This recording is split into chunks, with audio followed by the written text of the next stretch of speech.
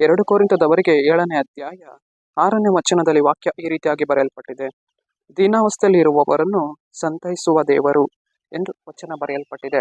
ಅಂದರೆ ಪ್ರೀತಿಯುಳ್ಳ ದೈವಜನರೇ, ನಮ್ಮ ಕರ್ತನು ಆತನು ನಮ್ಮನ್ನು ಏನ್ ಮಾಡುವವನಾಗಿದ್ದಾನೆ ಅಂದರೆ ಸಂತೈಸುವವನಾಗಿದ್ದಾನೆ. ದೇವರು ನಮ್ಮನ್ನು ಏನ್ ಮಾಡುವವರಾಗಿದ್ದಾರೆ? ಸಂತೈಸುವವರಾಗಿದ್ದಾರೆ. ನಾವು ಕುಗ್ಗಿರುವಂತಹ ಪರಿಸ್ಥಿತಿಯಲ್ಲಿ, ನಾವು ವೇದನೆಯಲ್ಲಿ ಕಣ್ಣೀರನ್ನು ಸುರಿಸುವಂತಹ ಪರಿಸ್ಥಿತಿಗಳಲ್ಲಿ ಕರ್ತನ ಆತ್ಮನು ನಮ್ಮನ್ನ ಏನ್ ಮಾಡುವವನಾಗಿದ್ದಾನೆ ಅಂದರೆ ಸಂತೈಸುವವನಾಗಿದ್ದಾನೆ. ನನ್ನ ಮಗನು ಕುಗ್ಗಿ ಹೋಗಿದ್ದಾನೆ, ನನ್ನ ಮಗಳು ಕುಗ್ಗಿ ಹೋಗಿದ್ದಾಳೆ, ನಾನು ಅವರನ್ನು ಸಂತೈಸಬೇಕು ಎಂದು ದೇವರ ಆತ್ಮನು ನಮ್ಮ ಹತ್ತಿರವೇ ಇಳಿದು ಬಂದು ಕರ್ತನು ನಮ್ಮನ್ನ ಏನ್ ಮಾಡುವವರಾಗಿದ್ದಾರೆ? ಸಂತೈಸುವವರಾಗಿದ್ದಾರೆ. ಆತನು ನಮ್ಮ ಕಣ್ಣೀರನ್ನ ಏನ್ ಮಾಡುವವರಾಗಿದ್ದಾರೆ? ಒರೆಸುವವರಾಗಿದ್ದಾರೆ. ಪ್ರೀತಿಯುಳ್ಳ ದೈವಜನರೇ, ಕರ್ತನ ಆತ್ಮನು ನಮ್ಮ ಜೀವಿತದಲ್ಲಿ ಇರುವುದರಿಂದ, ದೇವರ ಆತ್ಮನು ನಮ್ಮ ಜೀವಿತದಲ್ಲಿ ಇರುವುದರಿಂದ ನಮ್ಮ ಕಣ್ಣೀರನ್ನೆಲ್ಲ ಅವ್ರೇನ್ ಮಾಡುವವರಾಗಿದ್ದಾರೆ? ಒರೆಸುವವರಾಗಿದ್ದಾರೆ. ನಮ್ಮ ದುಃಖವನ್ನು ಅವ್ರೇನ್ ಮಾಡುವವರಾಗಿದ್ದಾರೆ?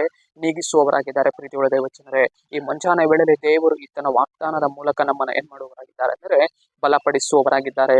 ಸರಿ, ನಾವು ಪ್ರಾರ್ಥಿಸಿಕೊಳ್ಳೋಣ. ಅಪ್ಪ ಕರ್ತನೆ, ನಿನ್ಗೆ ಸ್ತೋತ್ರ ಸ್ವಾಮಿ.